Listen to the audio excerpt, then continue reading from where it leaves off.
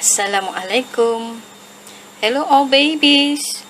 Okay, I have a new story for you today. Okay, the title is Monster Inc. I bet you will love this story. Okay, let's listen up. A teacher at Monsters Incorporated was repeating the rules to her pupils. Never scream and never leave a child's cupboard door open. Why? It could let in a child, bellowed Mr. Waternoose, the boss of Monsters Inc., the scariest in training gaps. They knew that children's scream powered Metropolis, but letting a child into the world of monsters would be deadly to everyone. Meanwhile, across town, James P. Sullivan was training. His assistant and best friend, Mike Wazowski, was coaching him. Sully was a professional scarer, and he needed to keep in top shape. "Feel the burn," Mike urged. "You call yourself a monster?" At Monsters Inc., Sully was famous for collecting the most screams. That was important because the city was having an energy shortage. Human kids were getting harder to scare, and Metropolis needed all the screams it could get. In the locker room, a monster named Randall popped out at Mike. "Ah!" Mike shrieked.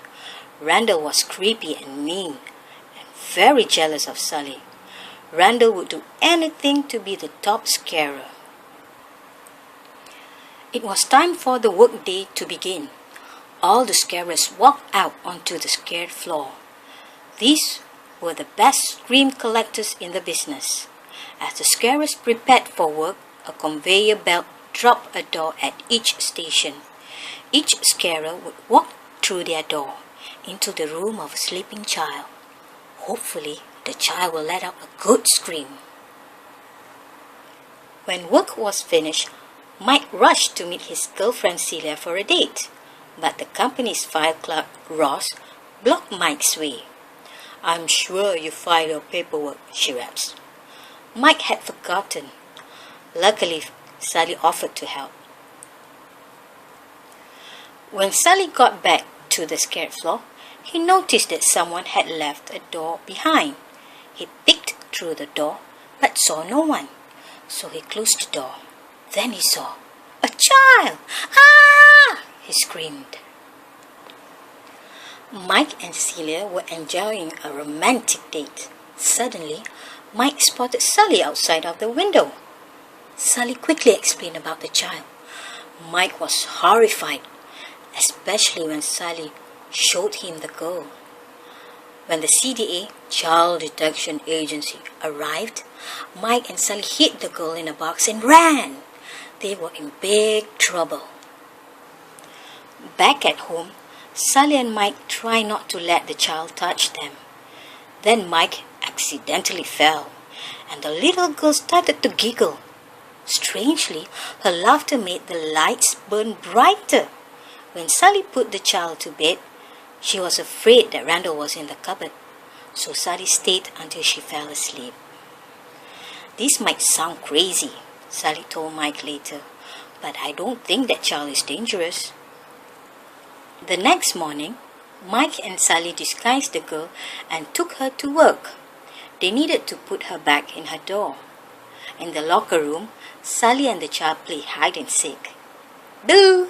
she said playfully. Sully was starting to really like her. But then they overheard Randall tell his assistant that he planned to take care of the child. Sully needed to get the little girl home quickly. Mike tried to find the right door, but he made a mistake. "This isn't Boo's door," Sully exclaimed. "Boo?" Mike couldn't believe Sully had named the child, and Boo had a nickname for Sully too, Kitty. Meanwhile, Boo wandered off. Mike and Sully split up to find Boo, and Randall cornered Mike. The nasty monster knew all about Boo. He told Mike to bring her to the scared floor. He said he'd have her door ready. After they found Boo, Mike and Sully took her to the scared floor, where a door was waiting.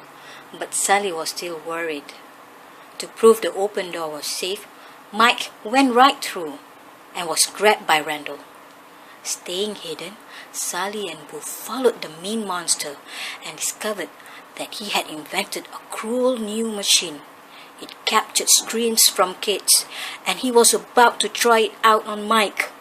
Sally rescued Mike just in time, and they raced towards the training room. He needed to warn the boss, Mr. Waternoose, about Randall. In the training room, Boo accidentally saw Sally looking scary. Sally felt awful. For the first time, he realized how mean it was to scare a child. Mr. Waternoose promised to fix everything, but he was really working with Randall.